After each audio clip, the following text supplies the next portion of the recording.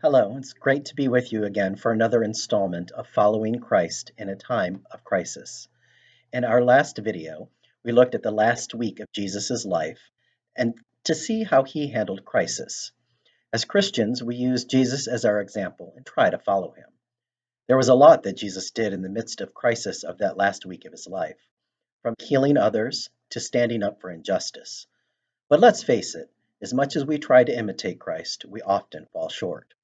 So, can we break down how Jesus handled crisis to what was the most important? We can. We can because Jesus did. During the last week of his life, a scribe asked him, "What is the greatest commandment of all?" Like us in a time of crisis, the scribe didn't want a long list of things to remember to do. Rather, he asked Jesus to break it down to one thing. And Jesus' response? Love. Love God and love others. In a time of isolation and concern, let us respond in love. Join us Sunday for our online worship at 11 o'clock, and we will explore more about what it means to respond to crisis with love. You can find the link on our Facebook page, YouTube page, on our webpage, or you can just watch your email for a link. When I woke up this morning, I had my coffee out on the balcony. I was greeted with the sound of a lawnmower in the park below being mowed.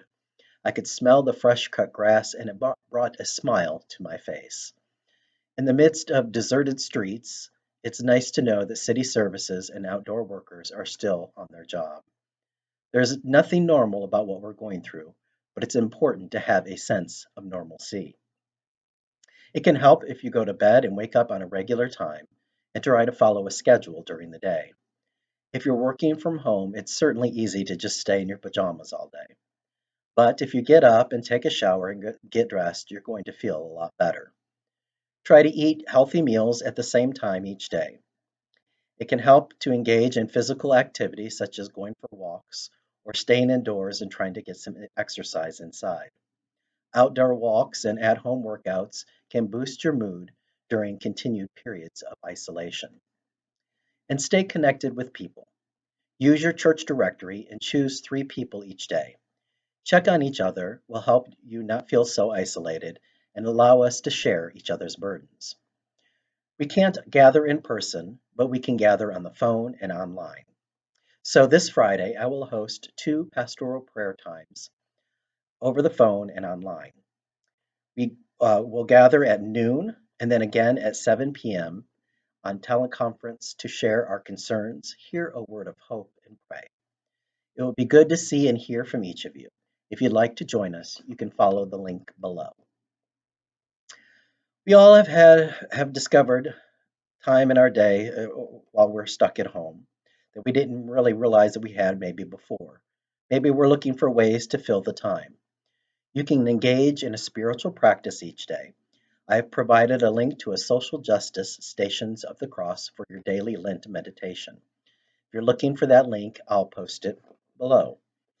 If you're looking for a way to volunteer and be helpful, Chattanooga Mayor Burke has set up a virtual phone bank where you can call and check on the elderly in our community whose greatest need at this time is just simply someone to break the loneliness. If you'd like to volunteer some time, I will post the link below and you can check it out. If you are in need of assistance yourself, remember you can dial 311 to access Chattanooga City Services.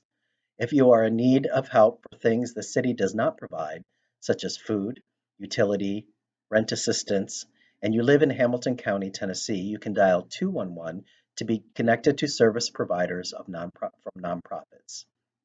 If you are in need of spiritual help, food assistance, or are a member of Pilgrim Congregational Church and need help paying bills, please contact the church. Joe's work has shut down completely, and we are now a one-income family. I know many of our members are going to find themselves in the same situation or perhaps without an income at all. It's important that we're able to take care of each other during these hard times. Our food pantry will become more important than ever. Our secretary Diane, our custodian Marcus, our musician Justin, and our childcare worker Christine all depend on paychecks from the church to support their families. We can only continue to pay them, feed our neighbors, and financially help our members if you continue to give. Please remember you can send your offerings by mail or electronically by clicking on the link that I provided below. If you have any ideas on how to beat the isolation blues, send them to me at revscott@pilgrim-church.com, and I will share them with others. Until then, continue watching this spot for following Christ in a time of crisis.